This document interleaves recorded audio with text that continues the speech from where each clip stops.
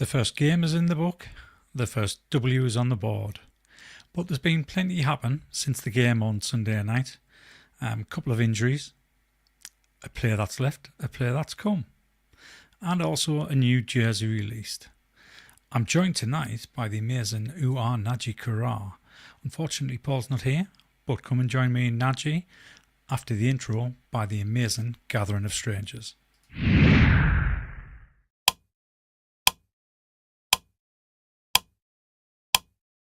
But you never know that you could. And when you feel that way, ain't it good, good dancing in the red and gold. Dancing in the red and gold. Right, hello everyone. How are we doing? How are you doing, Nadgy? I'm good. Yeah. But some bad news, some good news.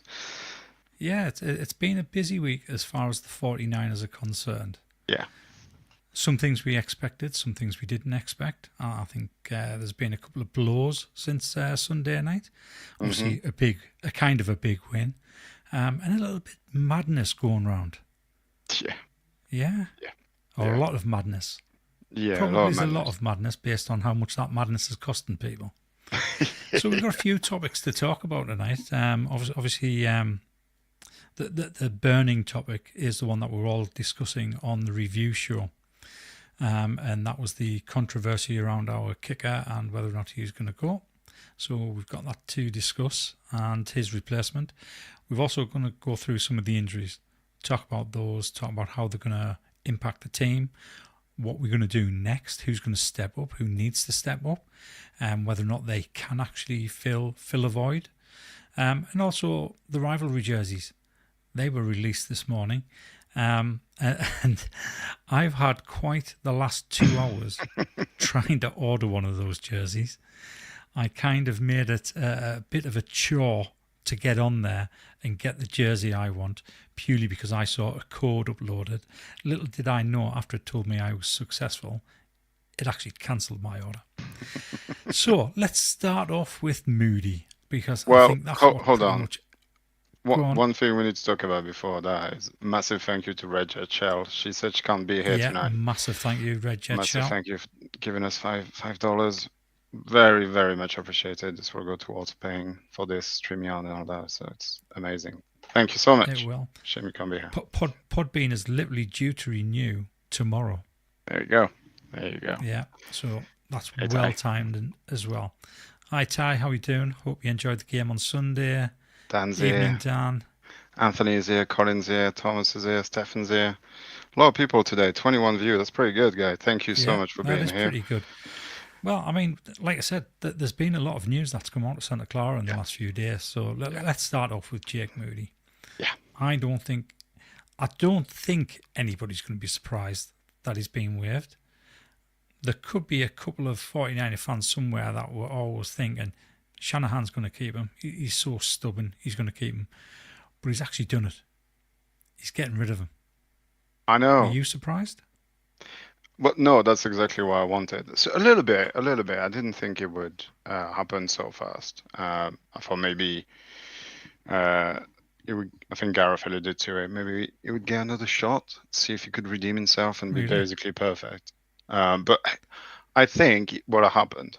Let's take credit where credit is due. Is Kyle and John downloaded the podcast, listened to my ranting, your ranting.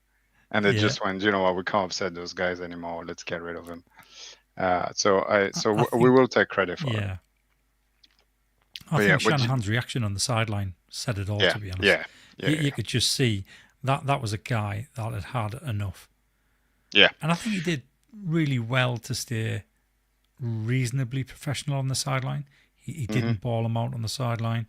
He obviously showed the frustration that all the fans showed as well. And he's said roughly the right things after the game. He's going to have to wait and let it settle down and make a decision out of the heat of the moment. He's obviously sat down, thought about it, and he's done what we all believe is the right thing, especially me, because I never thought a kicker should have been a third-round pick. He's proven. I'm going to say he's proven that he wasn't value, but on his day, he was very good. I mean, he held the record for longest field goal in the Super Bowl for at About least a 10 couple of minutes. minutes. Yeah. So he did have a record in the Super Bowl, and I think the way that'll go down is he will have that record in the record books, but then it'll be immediately be surpassed by what's his face from Kansas City, Butker, right? Harrison Yeah. Butker. Yeah. Yeah. So Yeah, what do we make of his? Go on. Yeah, I was just gonna say, I think the whole cutting thing, it ultimately wasn't really down to performance alone. Obviously, the performance is what led to it, of course. But I think it's just I think we talked about it, right? It's the lack of trust and the way Yeah. it changes the way we have to play offense. That ultimately is just, this is not something we want to do forward. We want somebody like it. We don't necessarily need the best kicker in the league. We just need somebody reliable because we play a brand of football that's kind of running the ball a lot with CMC, and the clock's ticking. Every possession count, and if you miss on those positions, you don't get the 3 points or 6 points. You know, it's massive. You know, we're not the Chiefs where we just attack downfield and we can just go again and it doesn't matter. We're so methodical at running and trying to kill that clock and get that defense tired and getting to the end zone. And then if you don't get to the end zone, you have to have some kind of success to go back to the sideline and feel happy about what you've just done. And a miss just kind of cancels all of that. No matter what the drive you had, no matter what's happened during it, and you were successful or not, you go on the sideline and all you can think about is that missed field goal. And I think that's why it led to the cut rather than just he's not kicking well enough. Obviously, he isn't kicking well enough, but I don't think that's why. I think it's the way we want to play football. We have to have somebody that's reliable, and I think that's why we signed Pinheiro. If you look at his stats for the past pretty much since he's entered the league, he's very good in the 40s, and it's kind of what we need. We need somebody that's 90+% in short distance, and then that can also sometimes get the 50+ yarders. But yeah, this is what I think has happened, and I'm very happy that we did. I think it's a change of culture. I don't think you would have done this last year or the year before. What do you think? Yeah, I think you're right then. I think I mentioned it in the off season. There's definitely a dynamic change in the way Kyle has power. He's got less power. I feel as though he's got less power. I think John Lynch has been given more power, as it should be, because he's the GM. So I think that's the way it should work. So you're right. I think the dynamics changed. So with regards to Jake Moody, what do you think his chances are of going on to having a good career? Because sometimes a change like this could be best for both the organisation, the franchise, and for the player himself. Because as you said, he was under an incredible amount of pressure. He missed some kicks that were pivotal. He missed that extra point in the Super Bowl. And that could have been the difference between us winning it and losing it. Well, we went to overtime, among other things. But so 1 point. Special teams is so important. Yeah. So absolutely.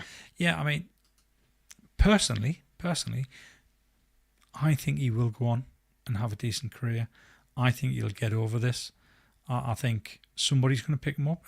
I think he'll be picked up probably in the next 3 or 4 weeks. If I'm honest, I think that, because when he was consistent, he was very good. I mean, his rookie season, he showed that. He had a couple of misses, but then for a rookie, he did quite well. So, although I agree, Ty, it's not entirely his fault. I disagree with you. I think he's done. I don't think anybody's going to pick him up unless a big injury shows up. I don't think anyone will pick him up. I think his mechanics are fundamentally not good at all, and we saw it again on Sunday on that blocked field goal. Yes, it wasn't entirely his fault, but he's so slow and it just, there's no fluidity to his kick. It's just kind of like, and I don't know, he's just not good enough to be in this league, unfortunately. Yeah, he looked as though he was snatching a bit on Sunday night. Yeah, rather than following through. Yeah, definitely. And there's definitely a confidence thing that comes with it. And maybe if you go somewhere around, reshot that confidence up, maybe that mechanics will get tidied up. But that also means that at the first sign of him missing something or something going wrong, it could be completely outside of football as well. If his mental isn't right, his mechanics are going to go out the window again, and then he's going to start missing field goal. I just don't think he's cut for the game, unfortunately. Which is weird because he played at Michigan, and this is a very high pressure environment. They don't mess around when it comes to football and university, you know. And I don't think he would have made the full 3 years or 4 years that he played there without handling some kind of pressure. So I don't know. I just he was playing in front of 106,000. Yeah, exactly. Michigan, yeah, biggest stadium in college football. Yeah. So yeah, I mean, he did have the pressure there, but I think the pressure of being that third round pick did get to him. Yeah, I agree. I'll be very surprised if he gets picked up by anyone, especially after being cut week 1. I think his stats are just far too damning. 50% over the last 20 kickers, it's just not good enough. There's better kickers out there that don't have a job, so I don't see why he would get one. So there was quite a few kickers on the free agent market, and the only name that I didn't see pop up was Eddie Pinheiro. I knew he was a free agent. Yeah, I knew he was a free agent. It didn't show up. I don't know why he's a free agent, because he was pretty decent for the Panthers last year. I guess the change of coaching might have something to do with it, because they've got a new special team coordinator down there.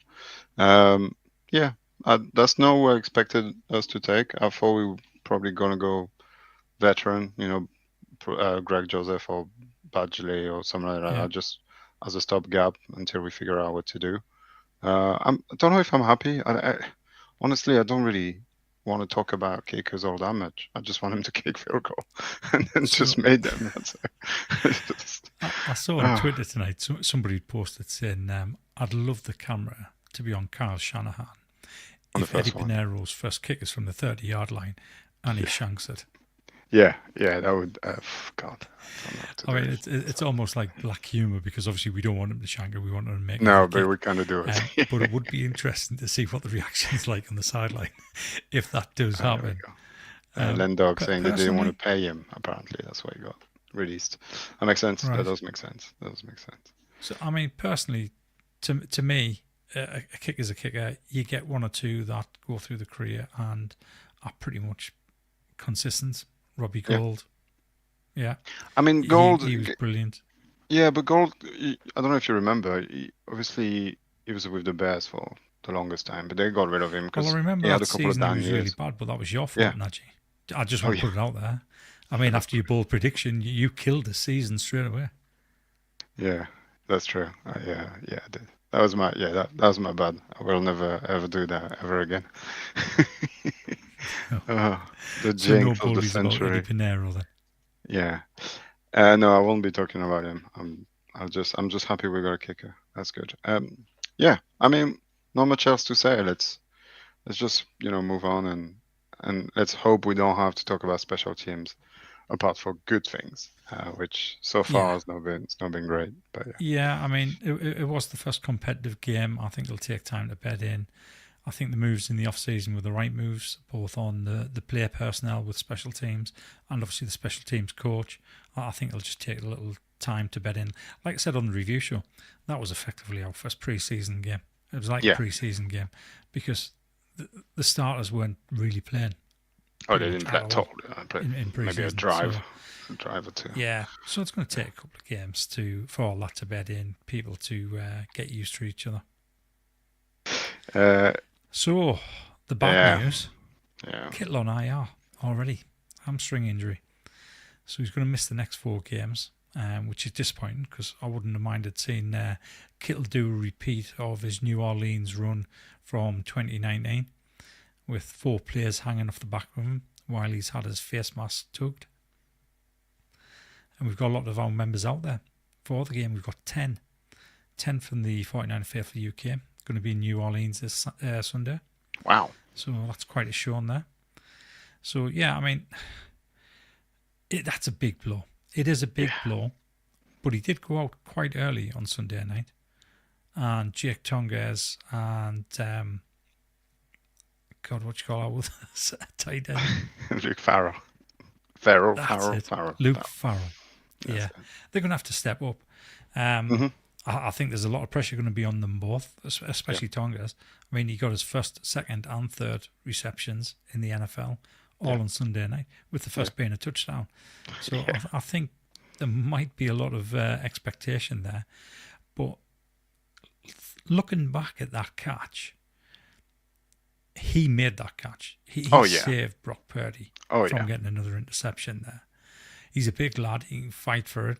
And maybe we do see a lot more of that in the red zone, because we didn't particularly do that well in the red zone on Sunday No, we night. didn't. That's true. Yes, we came up against a defense that was Good defense, yeah. hoping to be one of the top defenses, and I think they played quite a good game. But it does leave us with the problem of how's Shanahan going to work in either Farrell or Tongas? Who's going to take that number one tight end spot? You would imagine it's going to be Farrell.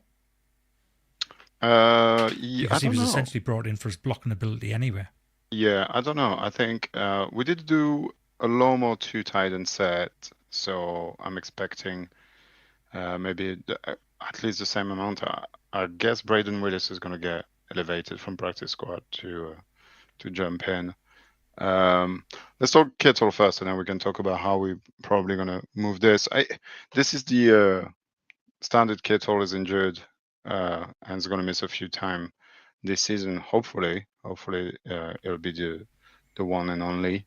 But that's kind of what Kittle does. He always misses at least 3 or 4 games, right? That's kind of what happens with him. It's just a shame it's on like non-contact running around just putting a hamstring. That really is unlucky. But yeah, I'm not surprised, but also it's kind of, I didn't expect the IR.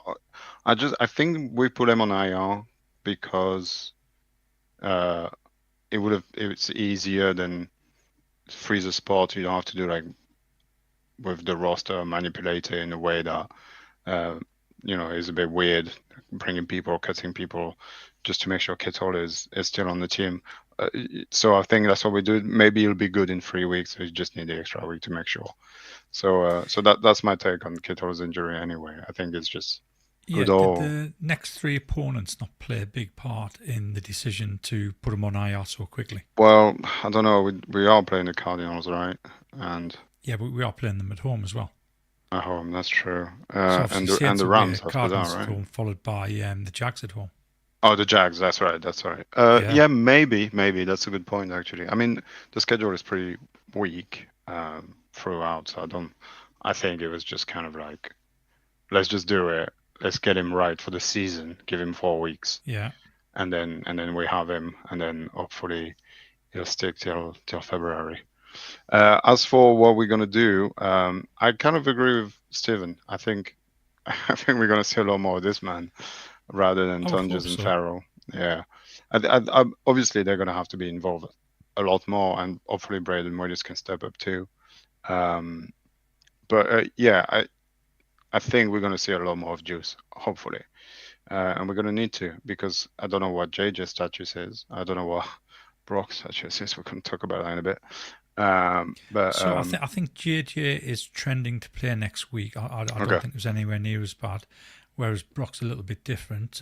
His shoulder isn't quite as bad as his toe, and obviously that's a big worry. But we will get on about Purdy in a little bit. Just quickly go back to Kittle. Do you not think the lack of preseason action for the first string players kind of caused injuries? Yeah, well, so I've heard Mayoko and other people around the Niners facility and go to training camp and watch us practice regularly, that they say that we're one of the teams that practices the hardest in the league, and the league has clamped down a lot on the amount you're actually allowed to do. So them not playing is, maybe, but also if they play and they get hurt, then you're like, well, you shouldn't have played them in preseason. It's such a fine balance, isn't it, to walk, and a really tight line to walk in practicing enough and playing in preseason and training camp, and also not too much, especially for a 31-year-old that's been in the league for some time and isn't playing in a position where he's just running around. There's a lot of blocking, there's a lot of tackling. Kittle's body does take a beating every year, so I don't know. You can never say. Like, what you'll say for one player won't work for another, and then add luck into that. It's just a whole big ball of, well, it's football. People get hurt, isn't it? And whether they get hurt on Sunday when they haven't played, or they get hurt training camp, it just happens. I don't think there's too much point looking into it all that much, because it could just be bad luck, and that clearly was what it was. It's just pulled a hamstring. It happens to anyone at any sport at any time. So, yes, unlucky, I think. Yeah. So, Purdy, as mentioned, I mean, his shoulder's not as bad as what his toe is. Now, the worry about this is if he's got turf toe. I think it's his right foot, which he pushes off on. So, obviously, that's going to cause him quite a few problems when he's thrown. At the moment, I think it's looking... I think it's in the balance whether or not he plays this weekend. That's what I've been saying, yeah. The more I read, the more I think he's not going to play. So, So we could be watching Mac Jones under centre on Sunday. We could be watching Mac Jones under centre going against Cam Jordan. That's kind of a scary thought. I'm worried if it's turf toe. We all remember that's basically what this man here, Patrick Willis, has called it quits because of. It's something that's really hard to deal with and can just linger and come back and go. And so hopefully it's not that. Hopefully it's just somebody stepped on him and he's got a bit of a sprain and it'll go away and he'll be on painkillers and he'll just have to tough it up. So the shoulder injury that he got is fine, it would seem. So that's good news.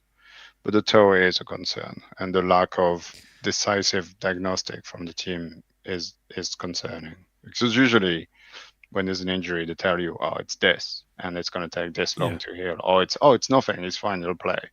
Maybe we're not sure, we'll see. I don't like it. Some kind of, a bit like CMC a couple of years ago. Or was it last year? Yeah, last year.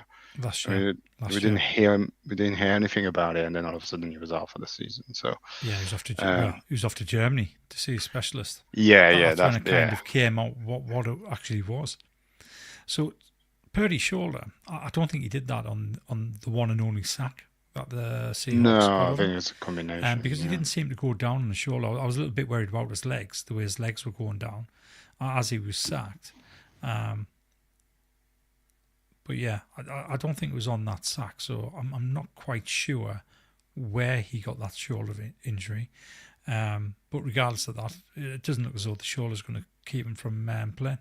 It's going to be the toe instead. So fingers crossed he actually gets over that and is able to suit up on Sunday. Because I think straight away, missing both Kittle and Purdy, that could be a bad start to the season. Yeah, it's arguably rough.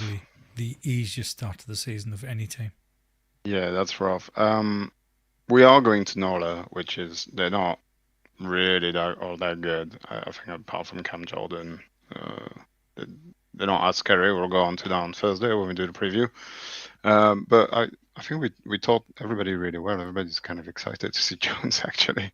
Ty Alston's putting his money on the line. I'll be honest, I mean, when we did the draft preview back in, 21, I kind of drew the short straw and I got McCorkle. You got McCorkle. So I had to research into him.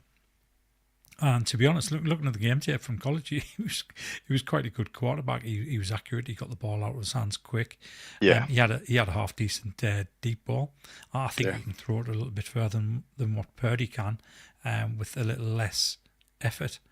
Obviously, there was all those rumours that's who Shanahan wanted. Whether or not there were rumours or not, we don't know. Well, there were definitely rumours. Whether or not they were true or not, we don't know. Yeah, it definitely was. So, I mean, I could agree with Ty there and say that a Mac Jones offense might score or will score more touchdowns than the Purdy offense. Maybe. But it all depends on how Mac Jones does when the pressure's on and the defence are bearing down on him, because we know that's what Purdy's strength is. He's almost like a Russell Wilson clone. He can scramble out of the pocket. He can make plays when everybody's covered. A fine example would be the Jake Tongas touchdown on Sunday night. He made that, even though it wasn't a brilliant throw. He made the opportunity to make that throw. Can Mac Jones do that? I mean, the argument could be said, the ball comes out Mac Jones's hand so quick, he doesn't need to wait because somebody's going to be open anyway. It could be a good thing, especially with the way our line played. I think having somebody that can process the information and release the ball pretty quick is definitely not an upgrade. I wouldn't say it's an upgrade on Brock, but it's definitely a good asset to have. Now, my problem is, it's no Kittle. JJ's banged up, still no Ayuk. So you're relying on potentially only Ricky Pearsall and Kendrick Bourne that we just got back 5 days ago. As Kai Moore hasn't shown pretty much anything, we still don't have DeMarcus Robinson. So that's, to me, that's the biggest problem. I think it's going to be again, we're going to talk about it on Thursday, but thank God we have CMC and we can just turn around and give him the ball and magic happens usually. So we'll see. We'll see if he plays. There's no point in trying to speculate. Excuse me. We'll see. But what would be your biggest concern if Mac Jones does play on Sunday? To be fair, I don't think quarterback is a concern at all. I think whether we will have about the same chance to win the game whether we have Mac Jones or Brock Purdy at the center, because it's all O-line. If the O-line can sort the horrible showing they had on Sunday, we'll be fine. Because anyone's going to get murdered behind an O-line that's like that, allowing 14 pressures. So I think that, to me, that's the problem, and the lack of weapons at the wide receiver position is a problem.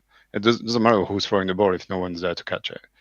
We'll see. We'll see who starts, who's playing, and the injury. If JJ's there, it's a huge upgrade, obviously.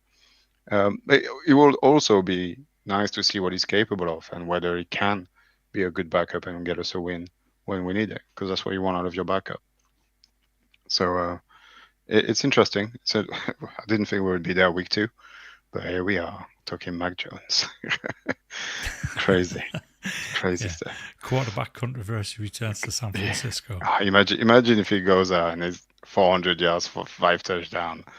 We will never hear the end of it. It's just going to be start Mac Jones, start Mac Jones. Yeah, I mean, it's going to be open season on all quarterbacks if that happens. Yeah, if that happens, we're going straight back to 2021 and that draft. Should have taken Mike Jones instead of Trey Lance. Well, I mean, good point. We lost 2 first round picks there. First round picks. So if hindsight's great. Indeed. It is what it is. Yeah. So let's move away from the playing side for a minute, and let's go to the rivalry madness. So obviously, the rivalry jerseys went on sale today. They're quite expensive. I mean, they're quite expensive for all the fans over in the US. For fans over here, you then add another chunk of money on top of that. So I think the one I've just finally purchased came to $286. That is after so you much add money. the shipping, the custom and taxes, and that's just taking your teeth out. And bearing in mind, these are the limited jerseys that, as we've discussed on the show time and time again over the last few years, they've gone down in quality. The numbers are a lot thinner. If you don't wash them, if you don't hand wash them, then no, that's not true, Ty. So there's if you two buy versions. the limited jersey, there's 2 versions. If you buy the limited jersey, it does have stitched numbers on. So the numbers are stitched on. They're stitched on the outside. But you know how the saloon font has the shadow, it's like the 3D effect. So the 3D effect is effectively printed onto the number that's stitched onto the jersey. So you Yeah. don't get a late number effect like you did back in the late 90s, early noughties with our shadow numbers. So those were kind of built up. You're not getting that. It's basically a stitched on number that's been printed with the saloon font on and the shadow on it.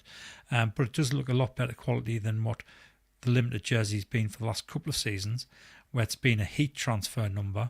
Yeah. And you're paying for a limited jersey because that's just rubbish. You're basically paying for a T-shirt there. That's all you're paying for. Yeah, So basically. these do look a little bit better quality, but then they went and ramped the price up again. And as I've said, in the UK, we have to pay a huge customs and import tax and shipping. So the strange thing about my jersey, so when I eventually got through and got it for the 4th time today, I had to pay. We have no choice. We have to do international expedited shipping, 4 to 10 days delivery. Yet, because I waited so long and kind of fannied on trying to get the right shirt, try the discount, which kind of worked but then didn't work, then my jersey is not going to ship until around about the 18th of October. Yeah, I'm paying for expedited shipping because that's the only choice. So straight away, $25. Yeah.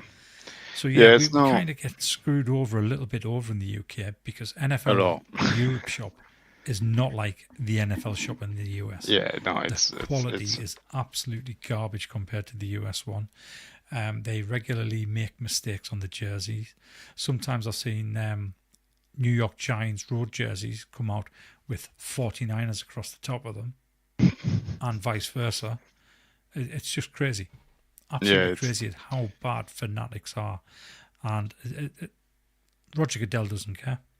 No. He's getting his money. As long as he gets his money, he's palmed off that problem to somebody else. It'd be nice to know It's a typical outsourcing model.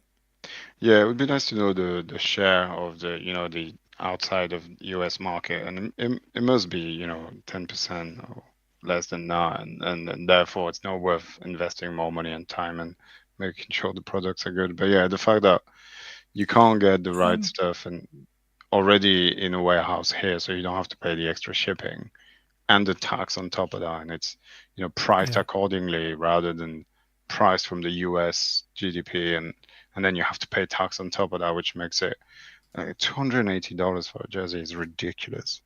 It's a quarter of a grand. It is. It's insane. And with that, the fact that it's Fnatic, so it might come in, it might not be perfect, and it might not, the quality isn't as good as it used to be. It's just a lot to ask fans to show their color and try and support the team, because ultimately all that money just goes back straight into the team. So it's just kind of just help the fans, like the people paying for all this money. I don't really understand the model and the thoughts behind it. It's a bit of a shame. So But- the elite jersey. So the elite jersey goes up yet again. So straight away you're talking, I think, $300. $300. Yeah, $300 for the elite jersey, and then once you put taxes on and everything like that, shipping, it ends up being about $420. I mean, it's an unbelievable price. Yeah. So I bought one of those elite jerseys, but it wasn't a Nike elite jersey. So I bought this back in. It was either 2007, 2008. I can't remember. I think it might have been 2010. It changed from Reebok to Nike. So I bought this Reebok elite jersey the year before they lost the contract, and it was a Patrick Willis one. So I ended up paying, luckily enough I had a discount code at the time, but I still ended up paying something like £320 for this elite jersey. But the quality of that elite jersey is just unbelievable. I mean, for that price. You can feel how tough it is. It's the type of thing where people can like grab your jersey and it's not going to rip the jersey. You're going to break your neck because it's going to haul you back. But it's an unbelievably brilliant jersey. The quality of it compared to nowadays. Nowadays, we just take them for a ride all the time. Yeah, we are. We are indeed. Ty, we all need a second job. Yeah, we need to remortgage the house. I mean, Nadgy, you mentioned about, I wonder what the share is for people buying the merch outside the US and inside the US. When I go over to Levi's, I do see a lot of US-based fans wearing a DH Gate special, a Jenna Yeah, but you can't. 2021.com special. Yeah, because you And I don't can't. blame them. No, you can't blame people for wanting to support a Yeah, team and you can't obviously not being able to sustain. afford it. Yeah, you So, can't sustain that sort of expenditure on merchandise. no, absolutely not. I would never judge people to do this because I do it myself. But yeah, especially if you're in San Francisco and you're hoping to try and go for a game or something like that, this is an extra, $200, and Yeah, if you're lucky, it's a if game the day team's ticket. good, and yeah, going down, spending the day, having a couple of beers and a burger, and then you want to add a jersey, that's another $250 on that. So it's what, you spend $1,000 on the whole day kind of thing. It's just, that's not, you can't ask people to do this, especially in this economy. But yeah, it's interesting. But yeah, so there's two jerseys. There's a game jersey which is printed on heat transfer, and then there's a limited jersey which is the stitch one. So So I don't know if you noticed, but as well as a selection of players, they also had a 49er faithful jersey. Oh, did they? Okay, that's cool. And that must have sold out completely because it's no longer on the website. It's gone off the website. Yeah, and I yeah, kind of people wish I'd gone for that one, if I'm honest. I almost went for Juice.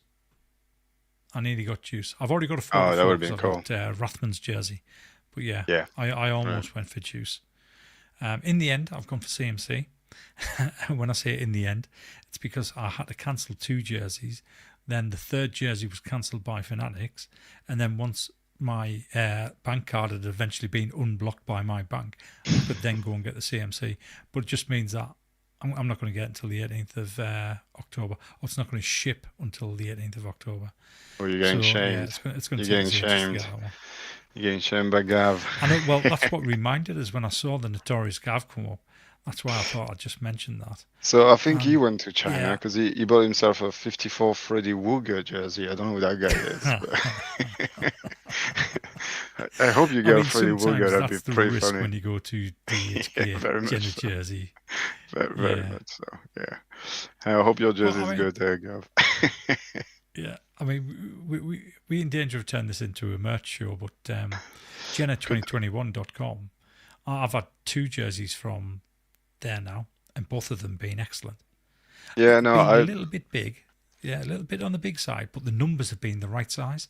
The numbers have been the right size. The 49er on the collar, that looks right as well. They've got the proper spacing on the hoops on the arm, and the actual quality of the jersey feels a lot better. You're talking $20, $25 max, and I think it only took about 2 to 3 weeks for that to turn up. Yeah, it's crazy. And I managed to get the proper Super Bowl jersey, and the reason I did that is obviously because of the bet I had on a JJ. So that's why I went for the Jawan Jennings Super Bowl jersey, because of how much I won that night. Yeah. But yeah, I think those jerseys are quite good. There's some good ones out there, and I encourage everyone, if you want, go on Discord, and we'll point you to the right place. If you can't afford one of those jerseys, totally cool with us, and we'll get you sorted. There's a lot of people. It'll be interesting to find out who in the comments has actually bought a rivalry jersey. And which that'll be cool. So I'm guessing Gav got one, got a Fred Warner one. That's a shame they didn't want to. There was no demo. Yeah, it was like front and center. I didn't see a demo one. That's a shame. There was a Brock Purdy, CMC, Kittle, Warner, Juice, Ayuk, and then the 49er faithful one. Those were the options. Wow. So I'm assuming, Gav, you've gone for Juice. You've got to have gone for Juice. No, he's gone for Warner. Did I miss that? Oh, he did. Yeah. Fred Warner. You wanted demo and went for Fred Warner. Chris is bought. Yep. Same. I mean, I got one, but not from the official website, and I got a demo one. So it was a grow on me as well, Colin. I wasn't quite sure at the start, but it has grown on us. Now, what I don't like about the rivalry uniforms is the helmet. I don't like that at all. I wish they think it looked matte black. I think it looked better on the field if they go with the matte black, you know, like the Stanford matte black. Yeah, that looks good. Yeah. So that's like the alternative one that they have. If they'd gone with the matte black, I think that would have looked good. Now, looking at some other photos today, it looks as though it's a satin black rather than a full gloss black. But that could have been the way they took the picture. I reserve my judgment to when we actually see them on the field, because metallic-y satin black might look okay it's a as bit well. weird. That's a bit weird. The Winters one would have been good. Yeah. It would have been good. Yeah, D Winters. Yeah, I mean D Winters was an absolute beast on Sunday night. And so somebody made a good point today as well in the group.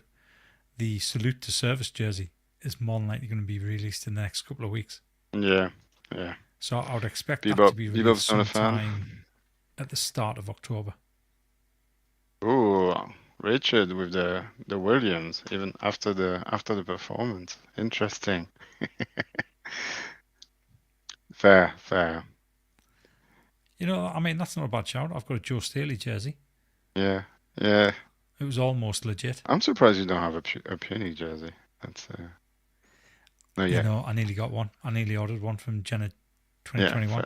Fair and then enough. I went for the JJ instead. But I am quite keen on the Puni jersey. Yeah. I might go for that one. Yeah, it's going to be with us for a while. I think that's pretty safe. I think you will be. You're right. So what else has happened in 49er world this year? This week. Right, so we signed Kenning Bourne. We talked about that. Trent hasn't been on the injury report. That's even true. though we saw him go out for a couple of snaps. Yeah, so I mean that's encouraging, because I think we all thought the same thing when we saw him go down. We all thought it was going to be a high ankle sprain, which has kept him out the vast majority of last season and some of the season before as well. So I think that was worrying as well. Maybe because he didn't have a pre-season, he was a little bit slow, and rather than the injury being a problem. Yeah. Bebo, when this is finished, if you go back a bit, we talked about Kittle and Tonjes and Farrell earlier during the show. So, you can listen to that. Also, we'll do it will be interesting. Also, we'll do preview on Thursday, podcast, YouTube, all that. I'm sure we're going to talk about it a bunch, considering he's going to be gone for 4 weeks.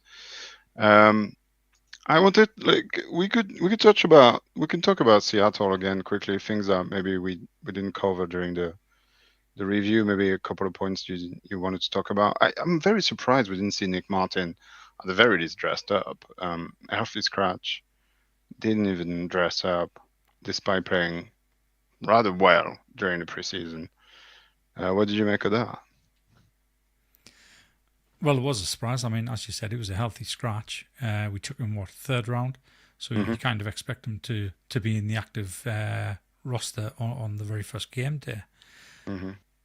I didn't really watch preseason, so I don't know how he played. I did read some reports that said he was playing okay, but not as well as the likes of D Winters. And obviously D Winters proved that on Sunday night. So it could be that they've decided, you know what, we don't need him on the game day roster today. We've got people that we're more than happy to have on the sidelines and let them just sit there and learn. But then again, for me, the best way to learn is to actually be on the sideline in uniform, waiting to go in and ready. So it's a little bit of a surprise. You never know. I mean, something might have been said between him and Shanahan. You know what Shanahan's like with rookies. I mean, Demo, he fell out of favour with Demo in his rookie year. He did. That's very true. Yeah, so Sammy the way Womack's second year. True, yeah, very true. So the way I heard it, the way I read it is Curtis Robinson got elevated and was dressed. And I think he was a kind of versatility because Curtis Robinson can play on special team like kick return and stuff. So if that's the only reason, fair enough. It's a bit of a shame, but fair enough. Considering he's my player watch, I was a bit disappointed now. We didn't get to see him at all. But yeah. Are you going to Cleveland? Unfortunately not. I'm saying unfortunately not because that is not certain yet. I am 90% certain I'm not going. funny, I had this conversation with my wife tonight, and I think I've made the decision that I'm not actually going to go out this year. I'm going to wait until next year. It just didn't work for us this year because I need to share the room with someone to get the cost down, so that I can actually get over there this year. And then there's other things that have just cropped up, which meant me money's going elsewhere. And even though it'll be, if I leave until next season, it'll be 3 years since I've been out. The last time I was out was for the Goldmine game, 23. Oh wow! Which is quite surprising for me, obviously. I had looked at potentially going out and just doing the one game. I may still do that because I know David Ellicott, who I normally go out with, if he comes out for the Panthers game with us, we can go out for 7 days, and because it's over Thanksgiving and the hotel prices go down, I think it works out at something like £840 each for flights and hotel. So that makes it affordable to do that. But it means we'd fly back on Black Friday, get home on the Saturday, and then we've got 1 day before the Browns game at home. Now, if I was to go to the Browns game, all of a sudden the cost of that would skyrocket. They still expect us to go out to New Orleans, man. Oh man, that's if I do go to the Browns so game, jealous. Skyrocket, because if I'm there, we would more than likely head out to Cleveland early in the week. So probably it's the Tuesday or Wednesday of in between the Panthers game and the Browns game, and on the Saturday night, Michigan play Ohio State. Good luck getting tickets for that. Yeah, well, I mean, the sellout, it's 106,000 capacity, the sellout. Where is it? I keep on looking at the tickets, and the cheapest ticket to get into that game is $643. Yeah, it'll be ridiculous. And you're up in the gods. Yeah, I mean, is it the whole show? Is it? If we go now for that, yeah. Is it the whole show? Right. No, okay. yeah, Ann Arbor. Oh, in Ann David Arbor. said Okay, no no horseshoe then. Yeah, okay. Is the horseshoe, is that what you call Ohio State? Ohio State Stadium is a horseshoe, yeah. All right, it's not. It's Ann Arbor. It's Ann Arbor. Yeah, if we go out for the Browns game, he said we have to go to that college game. Oh God. Even Yeah, I mean, just being steal a borrow. the thing is, what you could do is, because game day will probably be there, just go to campus and just enjoy, because that's free. You can just go and enjoy the madness that weekend will be. That's cool. So while Sam's got that on, so I did intend going out to New Orleans, Sam. I wasn't going to tell anyone. I was going to go out on the Thursday night, because I know you're going out on the Thursday night. I think Anthony's going out on the Thursday night. I know Brett, Kev, they fly out on the Friday, and I'd look to get the same hotel as Brett and Kev. So I was going to go out on the Thursday night and basically surprise them at the bar when they came in to check in. But again, the prices just didn't work for me. I know David couldn't make it that weekend because David's busy. I couldn't get anybody else that I could share the hotel with. So all of a sudden it became a lot more expensive than what it normally is. And then again, all of a sudden work got in the way as well. So for the next few weeks, I'm very busy at work. So I have to take that into consideration because the job I do, if I was to take time off in the next 4 weeks, then it would be a big impact at work. So I've kind of put work first and automatically taken me holidays for elsewhere in the autumn and winter.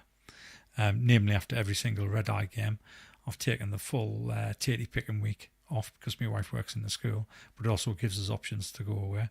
We did look at going to New York, so I could go to the New York game, but again, prices were skyrocketing through the roof. I think that 1 week was going to cost us something like $4,500, and it was just ridiculous. So yes, unfortunately, I won't be in New Orleans. I might not be in Cleveland, but I'm not going to rule that out because anything can happen between now and the end of November. So yes, Gav, I think he will. Yes, I think that's already happened. As soon as we put Kiddo on IR, I think he got elevated. On the same time, hello, Jonathan. Let's talk about Purcell. We didn't actually talk Purcell at all on during the review, which is quite surprising because he's our leading receiver. Yeah, 150 yards or something like that. Pretty good. He seemed to start really well and then went quiet for a huge chunk in the middle of the game, and then finished really well. And I think that's But- because we kept on feeding McCaffrey all the time. Yeah, so I think that was the game plan, right? That the game plan was, as I said, is keep that defense on the field, get them tired, so we can then take some shot downfield. And I mean, it burnt Rick Wallen a couple of times, pretty nice and decisively. Quite happy with production, considering, I think, as you said in the preview show, his first actual preseason, and he doesn't have to play behind Debo and Ayuk the whole season. I know Ayuk went down And pretty he early doesn't have a last year. bullet hole in his chest.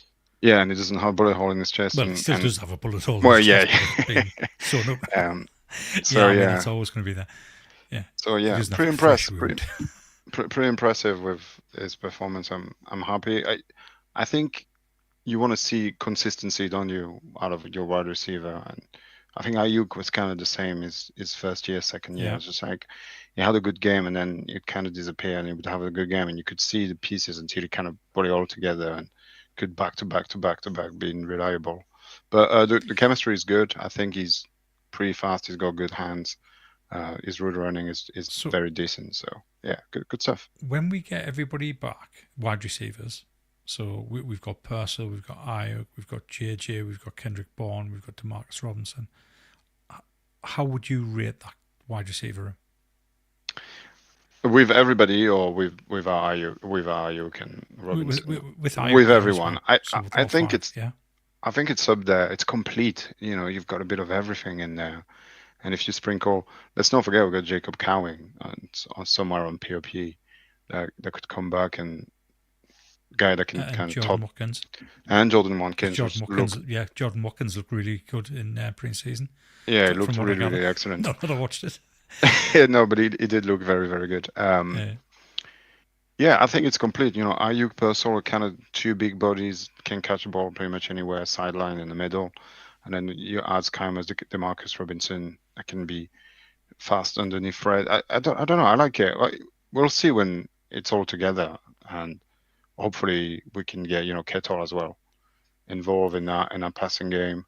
And then when they're all on the field, we'll be back to the defense is not going to know where it's going to hit them. Is it Ayuk? Is it going to be Purcell? Is it going to be a dumb pass to CMC? Is George running up the sideline and he's been forgotten about? It's going to be really cool to. I think Carter must be chomping at the bits to pull all this together and have that offense. We were talking about this a couple of years ago. It's just like we have no idea who's going to have a good game. Could be any of them. Yeah. And that's Yeah. exciting. Yeah. So yeah, I'm looking definitely. forward to that. So I think everybody's in the comments here trying to upset me. Yeah. So the plan was the first plan. So I had a plan A and a plan B. You know, unlike Shanahan does. So plan A was to actually fly out to New Orleans, surprise Brett, because he keeps on saying I want to go out there for a game with you. Obviously, we did that in the gold mine, but he's very keen that he has a game with me out there. So I was going to do that. That was plan A. Plan B was to go to Copenhagen and watch the game with the Danish faithful. Now, the reason that was possible, or should have been possible, is because the team I work with are all based in Hillerød, and Hillerød is about 30 minutes north of Copenhagen. So all my team are basically from Copenhagen. My line manager's from Copenhagen. And what I decided to do is find out if I can get an excuse, whatever excuse that is, to try and get over to Copenhagen next week. If I could, I would have flown in the Sunday morning and again went to the meetup and surprised Kim That would have been amazing. as a nice surprise. Yeah, that would have been good. But unfortunately, there's a travel ban on at the moment at work, so I can't do that either. So both plans I had for this game are out the window. So I'm kind of hoping Paul Hope gives me plan C. Now, Paul's talked about going somewhere to watch the game. Obviously, unfortunately, we're not on Sky, we're not on Sky Plus, we're not on Channel 5. So now we have to figure out where we can go to watch the game that'll have DAZN on and are happy to show that game on DAZN. Yeah. I have some thoughts about that. And I need to run them past Paul. So it could be that me, Paul, Andy Hodgson, maybe Conor Ryan all get together on Sunday night to watch that game. Nice. But So yeah, an offense Copenhagen was my plan B, and that hasn't come off either. And I'm that's really disappointed about both But Chris is right. Whatever you do, come on Discords and tell us about it. If you're organizing watch parties, if you've got spare room in your basement and you want to watch the game with somebody and you don't mind inviting a Niner faithful around, let us know. Yeah, go on Facebook, go on Discord, tell us, hey, I'm doing this, or hey, I'd like to do this. How do we go about it? People will help you. We've been over, we've had watch parties. We can try and put it all together so you can watch football together and celebrate Niners football. That'd be cool. So while I just pick up the stats, what I desperately need to do is get Ty Olsen on the show along with Nick Parra and Coach Cruz. Yes. So we've been trying to do this for a while now. So everybody will have seen the cap there. So this cap, one of the people who's involved in this enterprise is Ty Olsen. Ty's one of the three. So we've got Ty, we've got Nick Parra, and we've got Coach Cruz. And I've been trying to sync up some sort of show like this. It'll be a live show. It's more than likely going to be on a weekend because we're in 3 different time zones. So obviously I'm in the UK. We've got both Ty and Nick Parra, who's on the east coast of the US. And then we've got Coach Cruz, who's on the west coast. So it makes it difficult to get a time when all 3 of us, all 4 of us can actually do it. That's the guy. Ty, you are the guy. And I mean, the merch is unbelievable. Yeah, so cool. So cool. I only want to show this hat because everybody's seen it already. But we've got Boxworth just behind us, which I want to show once we get Ty, Nick, and Coach Cruz on the show, because I'm absolutely over the moon with that hat and the other stuff. You'll love it. In fact, I just need to turn around just in case you can see one of the bits. You can't. I don't think you can. I've got it covered up. I've got it covered up, so you can't see it. That's all right. That hat is also my goosebump. Actually, I haven't said that. Oh, there is something. There is something behind us. It's such a tease. It's unbelievable. Yeah, there is something behind us that Screenshot, quick. Chris, screenshot, do your insider work. Chris has probably done that as well, Oh, he probably would have. Yeah. So, I'm looking forward to getting them guys on the show, talk through what it's all about, and trying. Are these hats for sale? Yes, they are going to be for sale, Richard. Yeah, I just need to get Ty, Nick, and Coach Cruz on to actually go through, explain it all. Yeah, that's it. So we want to do a show and put everybody that's involved together and show you all the merch and then basically dot the I's and make this right, show everything, and then it'll go on sale at some point. Don't worry, you guys will be able to buy some of that stuff. That'd be cool, exciting stuff. Yeah, but thank you, Ty and Nick and Coach for doing those. I'm so good, so good, so good. Yeah, and I need to get yours in the post, Nadgy, and Gareth. Yeah, and I need to drive down the road and give Paul his as well. Yeah, so we're coming up to the hour. Yeah, we are. That's flown over. That's absolutely. It did. I mean, it did. Yeah, Paul says this all the time, and hopefully I've stood in for Paul quite well. Yeah, it's a long time since I've been host. Obviously, I used to do it all the time on the podcast, but I think I'm a little bit harsh on myself when I say I've got the personality of a wet paper bag. I didn't particularly like hosting, which is why I handed it over to Gareth. I thought he was much better. Yeah. But I do enjoy getting on here and talking football, talking 49ers. Ooh, shot fired. Shot fired. You know what, Ty? Paul's been hanging around Ty Pepper's Twitter for years now. And Ty Pepper. Tabor Pepper. He's been hanging about his Twitter for years now. And he was over the moon when he got a happy birthday from him one year. It absolutely made his day. So the other day, Tabor Pepper posted to say, I guess I should do what all ex-NFL players do and do the podcast round, the podcast circuit. So I did invite him on, but I didn't hear back from him. But I did say to Paul, it's a real shame that you're missing tonight because we're going to be interviewing Tabor Pepper. He'll be absolutely gutted if Tabor was on tonight. But we are going to try and get him on. Yeah, of course. I've had this conversation with Paul a few times. Obviously, I've got quite a few connections now over in San Francisco, and it kind of opens up doors to potentially get next players on. Yeah, I mean, we might do that. we managed to get Patrick Willis on the show. We can get anyone. Well, you're saying we managed to get Patrick Willis on the show. He was offered to us. We didn't really have to do anything. Oh, by the way, guys, do you want Patrick Willis on your show? I was like, whoa, he's here. Yes, we do. He's watching. He's here. Hi, Paul. He is. He's heard every second of that. He even heard Ty say Paul who. He'd be good at about that time. Yeah, honestly, Paul doesn't take any jokes like that to heart at all. He's not going to be texting me as soon as I get off this show. Was Ty being serious there? Yeah. Because he will be. Yep. So, guys, thank you very much for joining us tonight. It's a shame that we're missing some regulars. Obviously, Red Jet Shell came in. She gave us that wonderful tip. The is it a super tip you call it now? Yeah, super tip, something like that. Yeah. That was really generous of Red Jet Shell. I know how much she likes the show. Again, I'd arranged to meet up with Red Jet Shell when I go out there this season, but it might not happen. It might happen. If it does, both me and Shell share a love of photography.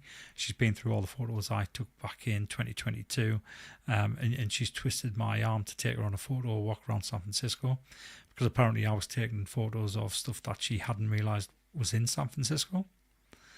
So I'm going to do that if I do get out. And if I do, it's going to be the Panthers game.